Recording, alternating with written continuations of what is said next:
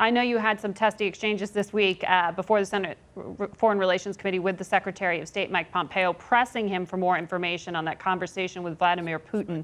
Were you satisfied with his answers? Well, I was disappointed that he refused to address directly any of the specific questions about what happened in Helsinki between President Trump and Vladimir Putin.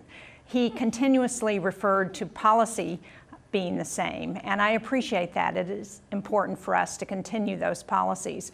But what we don't know is what might have been agreed to by the president, and all we've gotten in direct information about what happened has come from the Russian authorities, from their defense ministry. And I'm particularly concerned about Syria, because that's one place where Secretary Pompeo did equivocate and where the president has gone back and forth on what we should be doing. I was there several weeks ago with Lindsey Graham, and we were in northeast Syria where, thanks to our efforts and working with the Syrian Democratic Forces, who are mostly Kurds, we have seen the region stabilize.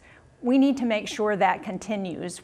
We need to find out why the White House is still holding on to the funding that we need for reconstruction efforts there, because the security is good, people are going back home.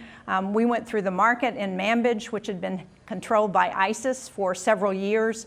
People were out, kids were playing in the streets, women were walking around.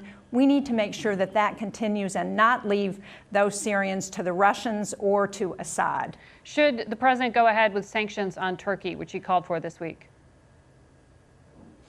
I think Turkey is an important ally of the United States. They're an important NATO ally.